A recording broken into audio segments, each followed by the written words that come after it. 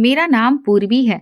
मेरी उम्र 35 साल थी। मैं बहुत ज्यादा मोटी थी और मेरा वेट लगभग 90 किलो हो गया था। मोटापे की वजह से मुझसे कोई भी शादी नहीं करता था। एक दिन मेरी चाची ने मुझे खास दवाई दी और कहने लगी कि हर रात इस दवा की 10 बूंदें अपने पेट पे लगा लेना। इससे तुम्हारे शरीर की सारी चर्बी खत्म हो जाएगी। और इसी तरह से मैंने वो दवाई अपने पेट पे लगा ली। दवाई पेट पे लगाते ही मुझे अपना होश नहीं रहता था। लेकिन अच्छी बात तो ये थी कि मैं दिन ब दिन कमजोर होती चली जा रही थी और मेरा वेट धीरे धीरे कम हो रहा था। एक दिन मुझे कुछ शक हुआ तो मैंने छुपकर अपने कमरे में सीसीटीवी कैमरा लगा दिया और उसके बाद दवाई लगाई और फिर सो गई। जब सुबह उठकर मैंने कैमरे की फुटेज देखी तो मेरे पैरों तले से जमीन निकलकर रह गई थी। मैं अपने घर की सबसे बड़ी बेटी थी और अभी तक मेरी शादी नहीं हो पाई थी क्योंकि मेरा वेट बहुत ज्यादा था। मेरे लिए जहां से भी रिश्ता आता था, लड़के वाले मेरा वजन देख के रिश्ते के लिए इनकार करके वापस चले जाते थे। अब तो मेरा दिल टूटने लगा था क्योंकि मेरी उम्र काफी हो गई थी और मेरे चेहरे पे धीरे धीरे झुर्रियां भी आने लगी थी।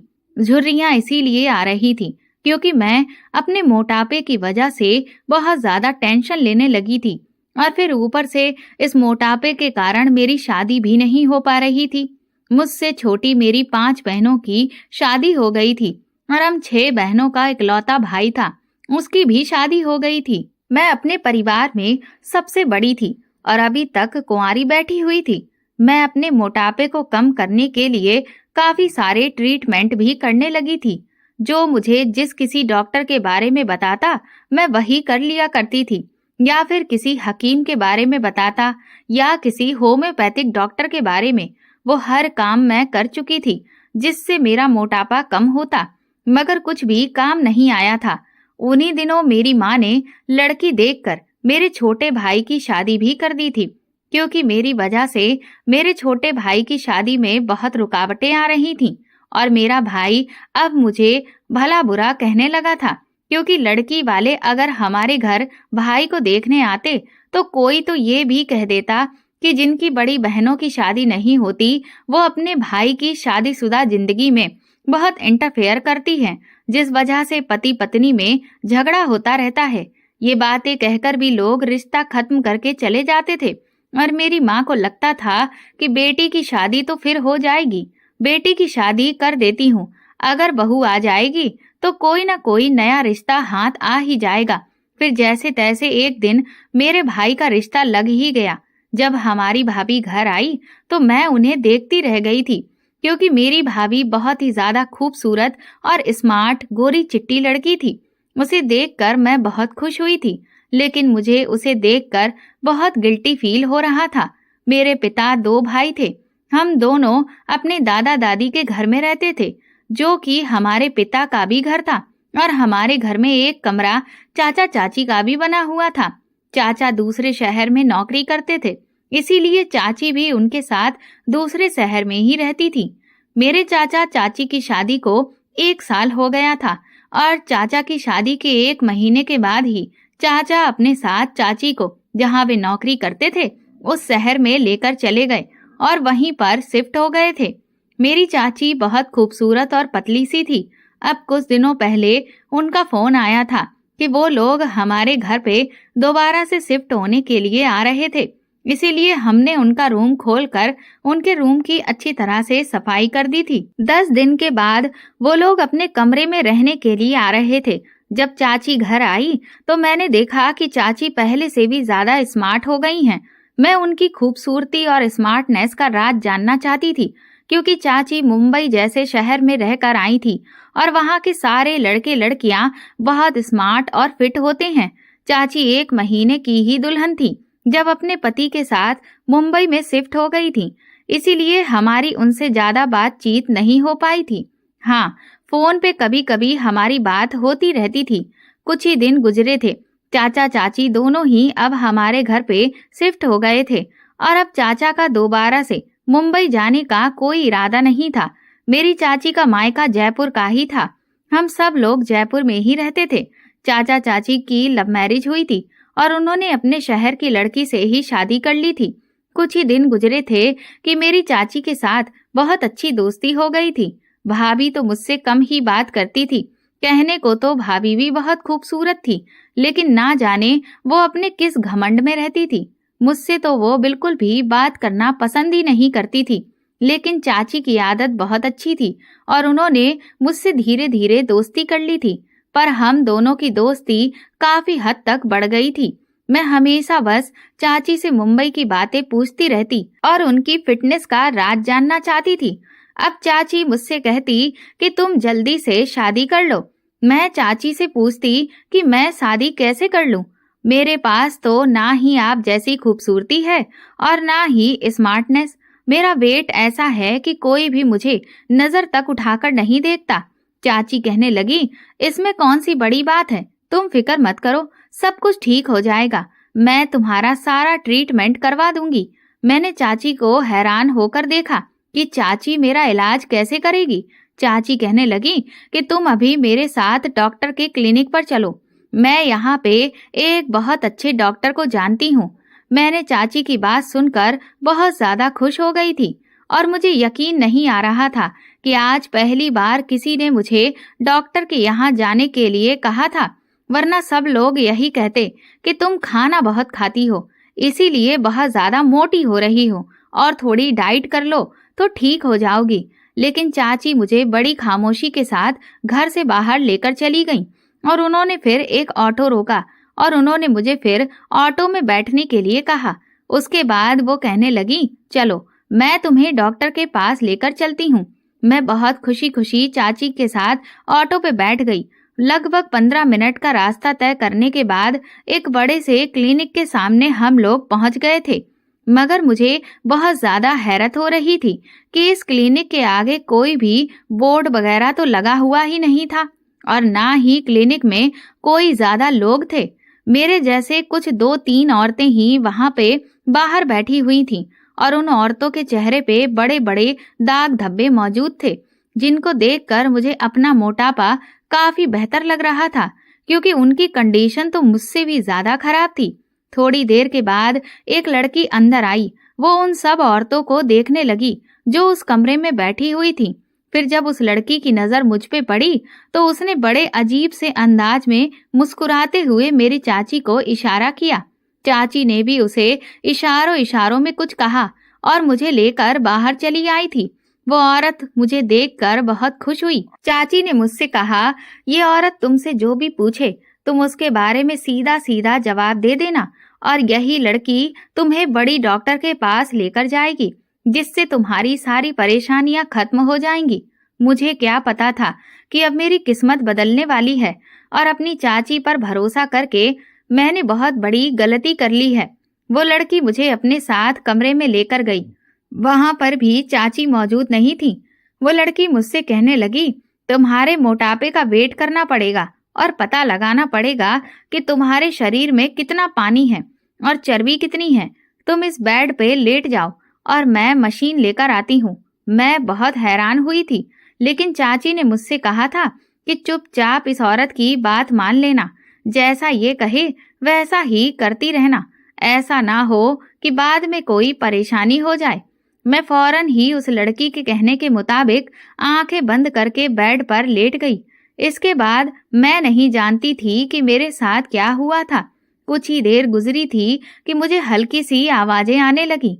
शायद वो औरत कमरे में आई थी। बस फिर क्या था, मेरी आंखों पे किसी ने पट्टी बांध दी थी। मुझे बहुत डर लग रहा था क्योंकि चाची भी उस टाइम मेरे पास नहीं थी। पट्टी बांधने के बाद मुझे कुछ पता ही नहीं चला था। मेरी आंखों के सामने अंधेरा ही अंधेरा छा गया था। जब मेरी पट्टी खुली तो मैं बिल्कुल वैसी की वैसी ही थी। मुझे तो कोई भी बदलाव नहीं आया था और ट्रीटमेंट लगभग उन्होंने 20 मिनट तक किया था, लेकिन मुझे अपने पूरे शरीर में खुजली सी महसूस हो रही थी।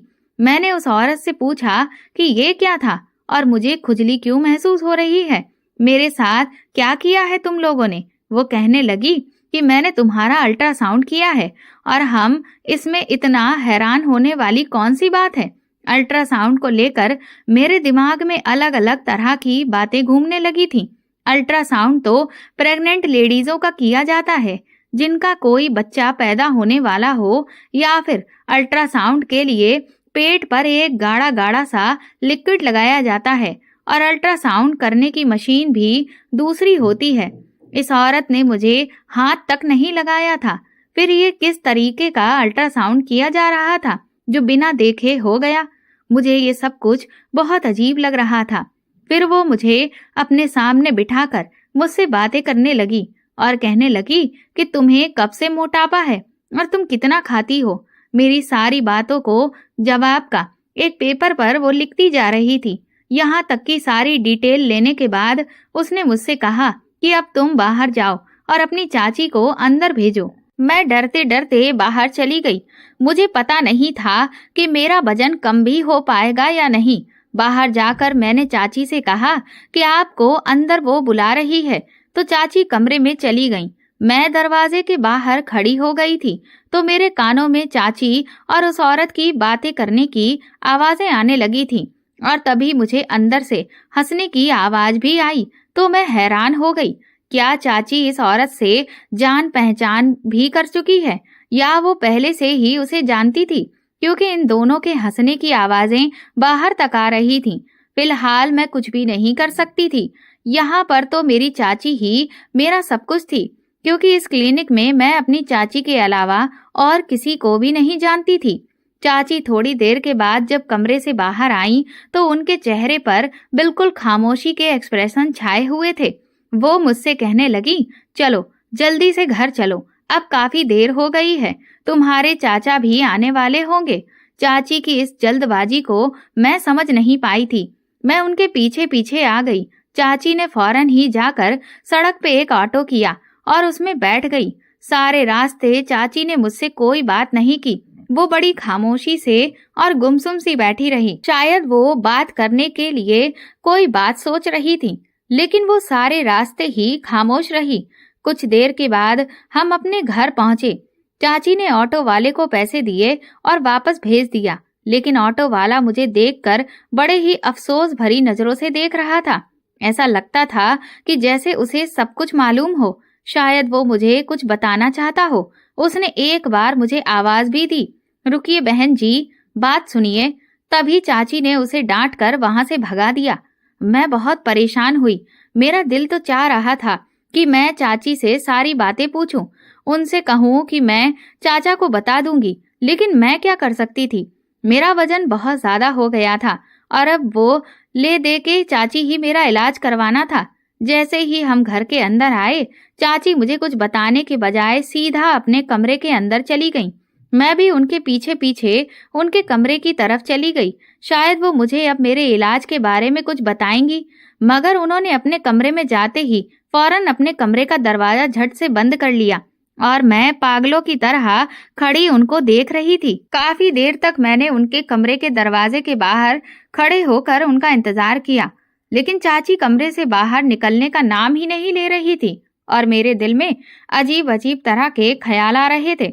न जाने चाची मेरे साथ ऐसा क्यों कर रही थी। यही सब सोचते हुए मैं सीधा कमरे की तरफ आ गई। कुछ देर के बाद मेरी माँ ने मुझे आवाज लगाई और कहने लगी कि तुम्हारी चाची तुम्हें बुला रही है। मैं बाहर गई तो चाची बहुत खुश नजर आ रही थी और मेरे गले लगकर कहने लगी कि तुम मेरी भतीजी नहीं, बल्कि तुम मेरी दोस्त की तरह हो। मैं आज बहुत खुश हूँ, तुम्हारा इलाज तो हो ही जाएगा। चाची की ये बात सुनकर मुझे बहुत खुशी हुई थी कि चलो अब मेरा इलाज शुरू हो जाएगा और मैं भी खूबसूरत और स्मार्ट दिखने लगूंगी। और चाची के चेहरे से भी खुशी भरे एक्सप्रेशन खूब झलक रहे थे। उन्होंने मुझे अपने पर्स से 20,000 रुपए निकाल कर खाने पीने के लिए दिए। मैं उनकी बात सुनकर हैरान हो गई और हैरानी से चाची से कहने लगी, चाची आप मेरा मोटापे का इलाज करवाने के लिए मुझे अपने साथ लेकर गई थी और अब मुझे खाने के लिए इतने ढेर सारे पैसे दे रही हो। क्या ये बात हुई? मेरी कुछ समझ में नहीं आया। मेरा ऐसे पूछने पे चाची खूब जोर जोर से हंसने लगी और कहने लगी, अरे इसमें कौन सी बड़ी बात है। आज तो तुम अपनी मर्जी का खाओ पियो और कल से डाइटिंग करना और मैं तुम्हारे ट्रीटमेंट भी करवाऊंगी। और हाँ, उस लेडी डॉक्टर ने तुम्हारे लिए एक स्पेशल दवाई भी दी है। इस दवाई से तुम 1-2 महीने में ही बिल्कुल पतली सी हो जाओगी और तुम्हारे पेट की चर्बी भी पिघल कर खत्म हो जाएगी, जिसके साथ साथ तुम्हारा वेट काफी कम हो जाएगा और तुम बिल्कुल फिट और स्मार्ट दिखने लगोगी। ये बात सुनकर मैं बहुत खुश हो गई थी और खुशी के मारे उछल उछल कर चाची से कहने लगी, क्या सच में मैं बिल्कुल फिट हो जाऊंगी? चाची कहने लगी, हाँ बिल्कुल, तुम बिल्कुल फिट हो जाओगी। मैंने चाची से कहा, मुझे तो लग रहा था कि उस डॉक्टर ने आपको कोई खतरे वाली बात बताई है।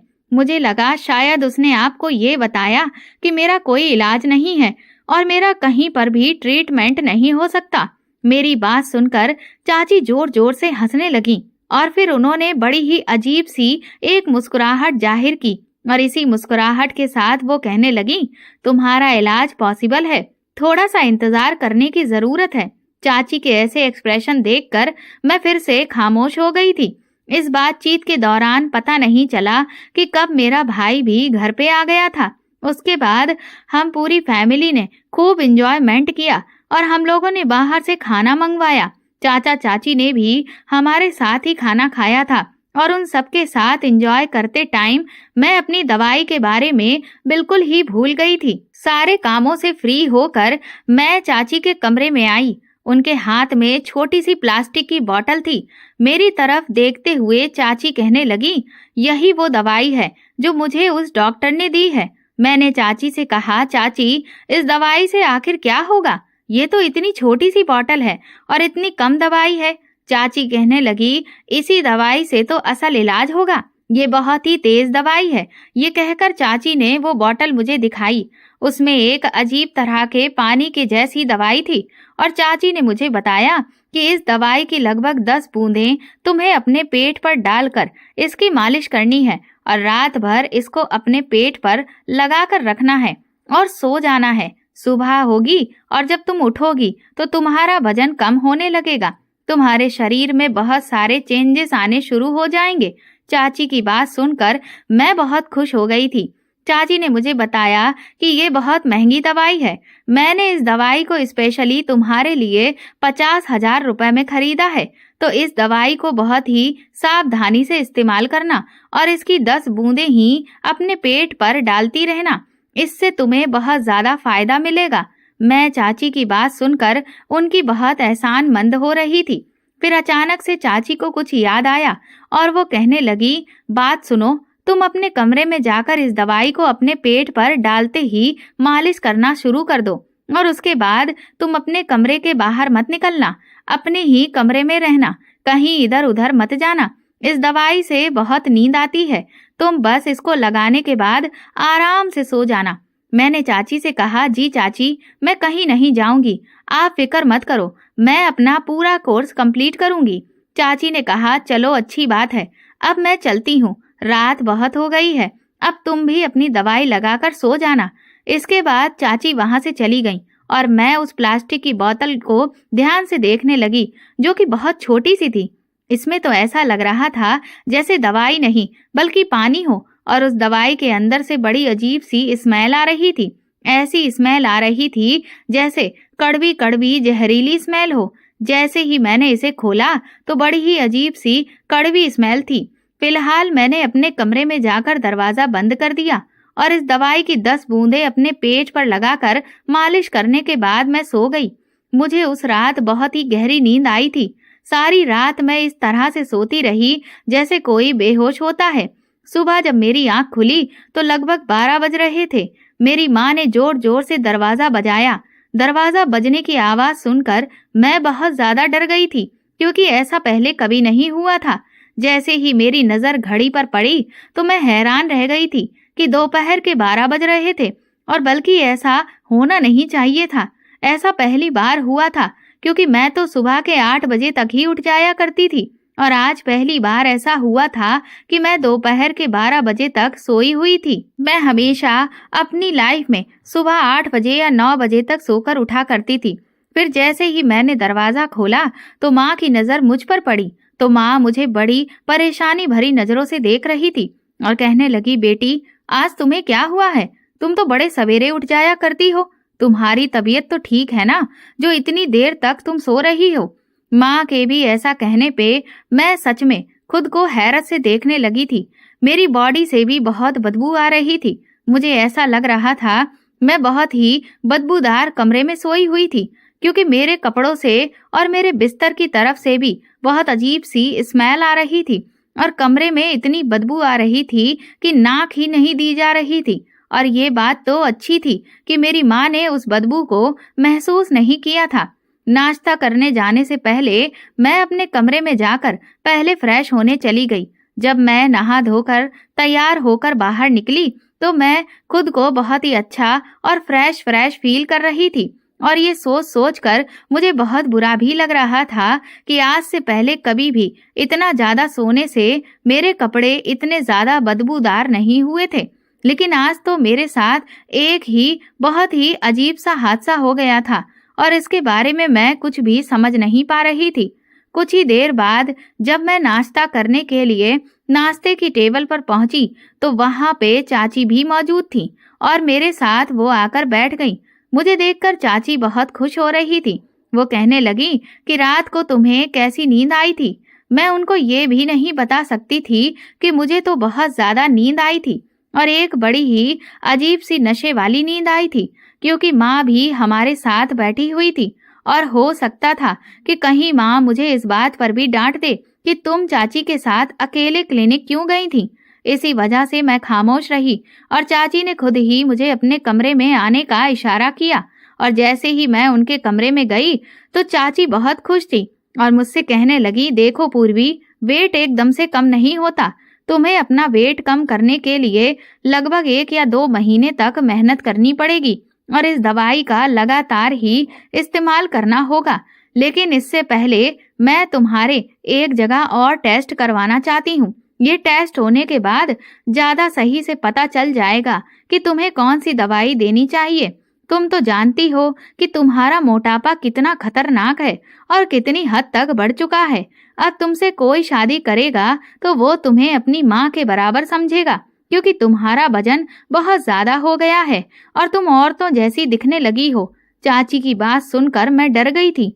मैंने कहा, चाची, आप मेरे जो भी टेस्ट करवाना चाहती हैं मैं वो करवाने के लिए तैयार हूँ और आपके साथ चली जाऊंगी। भगवान के लिए आप मेरे मोटापे का कुछ तो करो। चाची ने BA MA पास किया हुआ था, इसीलिए मुझे चाची पे बहुत ज्यादा भरोसा था, क्योंकि वो पढ़ी लिखी थी। चाची ने कहा कि आज शाम को डॉक्टर के पास चलेंगे, तुम तैयार रहना। मैं शाम होते ही तैयार हो गई थी और हम दोनों घर से निकल गए थे। चाची ने ऑटो वाले को बुलवाया और मुझे लेकर वो क्लिनिक चली गई थी और मैं रिलैक्स हो गई थी, क्योंकि हम एक बार पहले भी यहाँ पर आ चुके थे। चाची कहने लगी, तुम इसी तरह चेयर पर बैठ जाओ, मैं थोड़ी देर के बाद डॉक्टर को लेकर आती हूँ। चाची के कहने पर मैं चेयर पर बैठ गई थी। कुछ देर के बाद डॉक्टर भी आ गई थी। फिर उनके आते ही मुझे उन्होंने कहा, तुम थोड़ी पतली नजर आने लगी हो। ये बात कहकर वो बुरी तरह से हंसने लगी थी, जबकि मैं भी हैरान थी कि ऐसा तो किसी ने आज तक अचानक से नहीं कहा था कि मैं पतली लग रही हूँ। कई लोग मुझे बेवकूफ समझ रहे थे। मैंने देखा कि उस औरत के हाथ में कपड़े थे जो बिल्कुल नए लग रहे थे। उस औरत ने वो कपड़े चाची को दे दिए। चाची ने उस औरत से कपड़े लेकर मुझे दे दिए और कहने लगी, जाओ, जाकर बाथरूम में कपड़े चेंज करके आ जाओ। इन्हीं कपड़ों में तुम्हारा चेकअप किया जाएगा। मैंने कपड़े देखे तो वो किसी दुल्हन के कपड़े लग रहे थे। लग ही नहीं रहा था कि वो इन कपड़ों में मेरा चेकअप किया करेंगी। शायद इन लोगों का कोई नया स्टाइल था, क्योंकि ये कपड़े अस्पताल के तो बिल्कुल भी नहीं लग रहे थे। मैंने अस्पताल के कपड़े देखे हुए थे, वैसे नहीं होते हैं जैसे कपड़े मुझे इन्होंने चेंज करने के लिए दिए थे। वे तो पहनने में आरामदायक होते हैं, जिससे पेशेंट को कोई दिक्कत ना हो, जबकि ये कपड़े तो बहुत ज्यादा चमक धमक के थे। मैं हैरत भरी नजरों से चाची को और उस डॉक्टर को देखने लगी और वो मुझसे कहने लगी कि जाओ, जल्दी जल्दी जाओ और इसे पहन कर आओ। मैं तुम्हारा इंतजार कर रही हूँ। मेरे पास इतना टाइम नहीं है, मेरे पास और भी बहुत सारे पेशेंट्स हैं। ये सुनकर मैं बाथरूम में चली गई।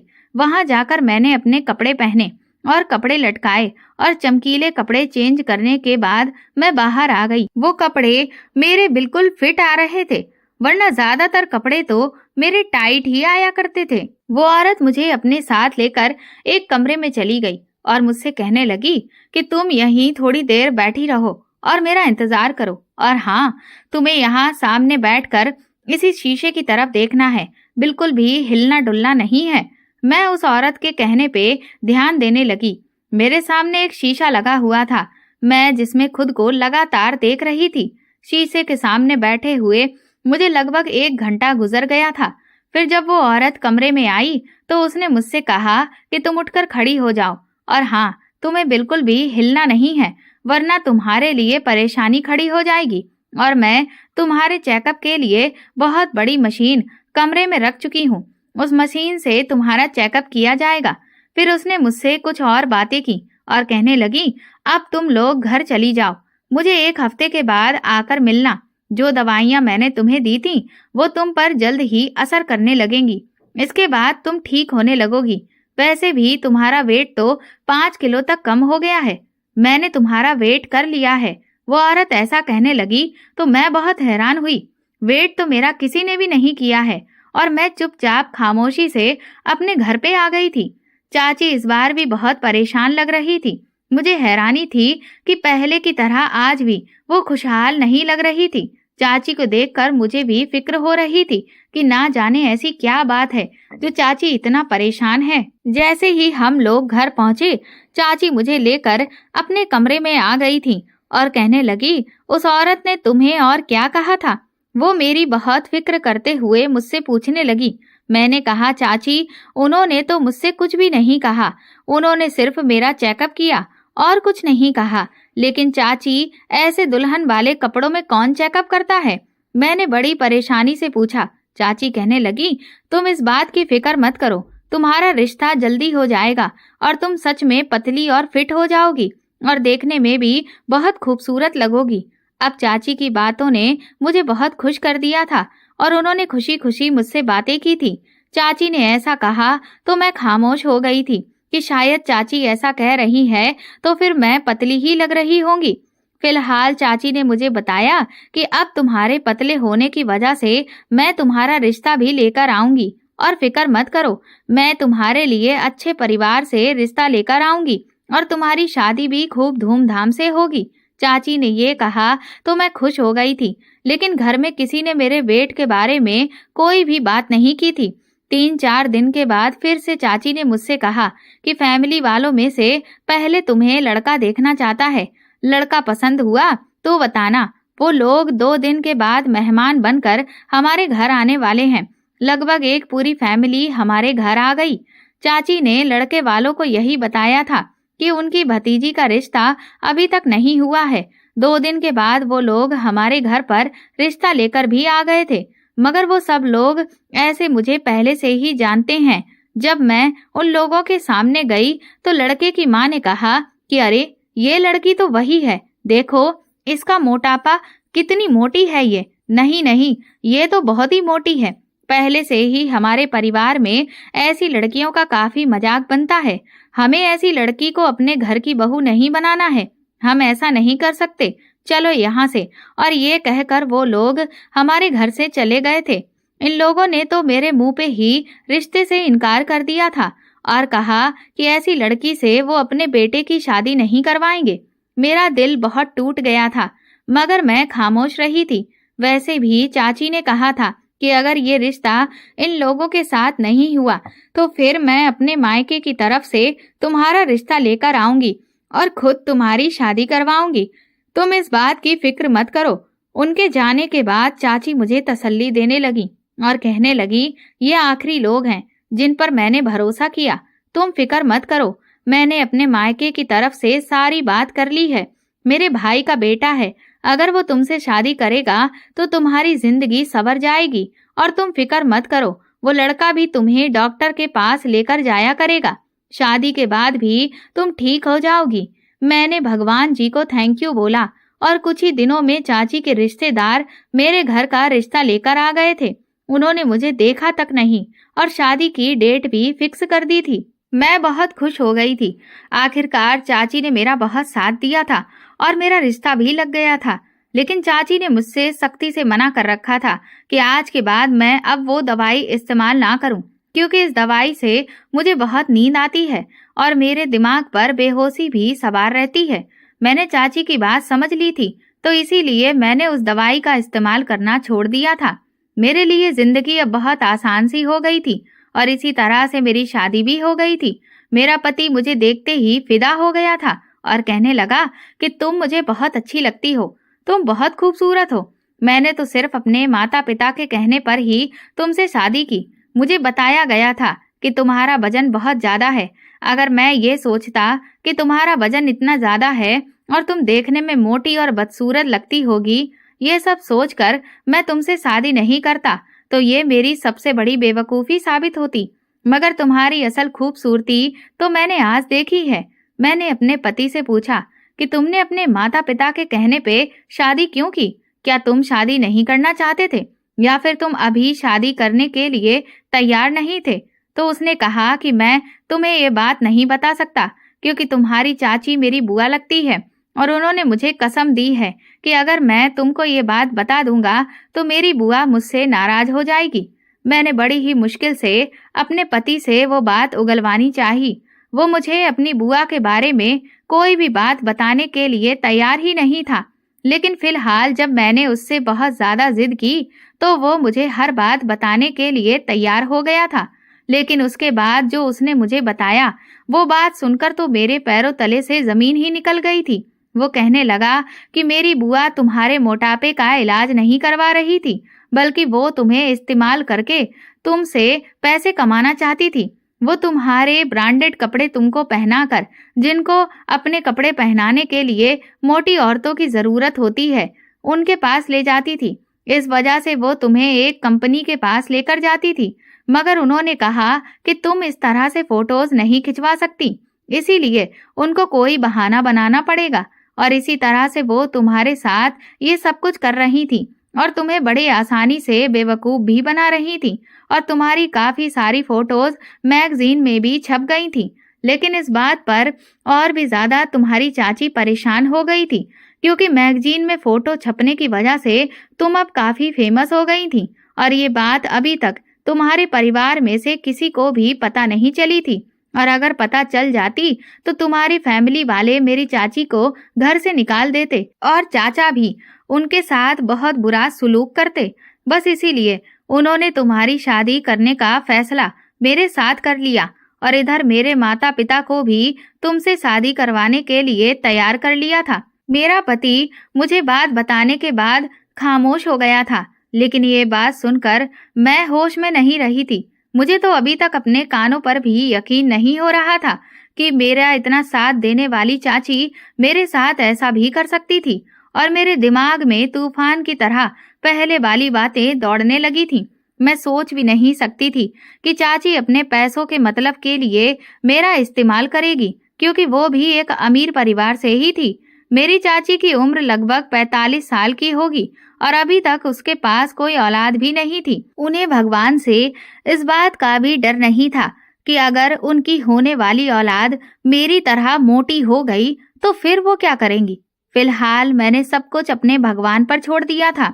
मेरा चाचा मेरे पिता से काफी छोटे थे, इसीलिए मेरे चाचा की शादी भी काफी सालों बाद हुई थी। इतनी ही उम्र में होने के बावजूद भी चाची पतली और एकदम फिट थी। मैं बहुत ज्यादा मोटी थी और अपने मोटापे से बहुत परेशान थी। बस वो इसी बात का फायदा उठा रही थी और उन्होंने अपने फायदे के लिए ही मुझे इस्तेमाल किया था। लेकिन अच्छी बात तो ये थी कि चाची ने जो भी मेरे साथ किया था उसकी गलती को सुधार लिया था। उन्होंने अपने भतीजे के साथ मेरी शादी कर दी थी ताकि सारी दुनिया में मेरी बेइज्जती ना हो सके। मैं चाची से कुछ कह भी नहीं सकती थी। मेरे पति ने मुझसे वादा किया था कि चाची से मैं कुछ भी ना कहूँ, क्योंकि वो मेरे सामने बहुत शर्मिंदा होती थी और अगर मेरी फैमिली में सब लोगों को ये बात पता चल जाती तो सब लोग चाची की खूब बेइज्जती करते और चाचा चाची को डाइवोर्स भी दे सकते थे। इसीलिए मैंने आज तक इस बात को अपनी फैमिली को बताना ही नहीं चाहा। चाची ने मेरे साथ क्या किया, मेरी शादी हो गई है और मैं बहुत खुश हूँ अपने पति के साथ।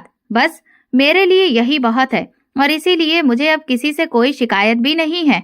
मैं अपनी चाची से बदला लेना नहीं चाहती, क्योंकि शायद मेरे भाग्य में ऐसा ही लिखा था। और जब मेरी शादी उन्होंने अपने भतीजे के साथ कर दी, तो मुझे ये एहसास हुआ कि शायद मुझे चाची के भतीजे से ज्यादा अच्छा और समझदार पति कहीं नहीं मिल सकता था। मैं अपने पति के साथ अब बहुत खुश हूँ और बड़ी खुशी खुशी जिंदगी गुजार रही हूँ। दोस्तों, अगर आपको हमारी कहानी पसंद आई है तो कमेंट करके जरूर बताएं और वीडियो को लाइक करके ज्यादा से ज्यादा शेयर करें। चैनल पर नए हैं तो सब्सक्राइब करें और हाँ, नोटिफिकेशन बेल को जरूर दबाएं ताकि अगली अपडेट सबसे पहले आपको मिले। Thank you.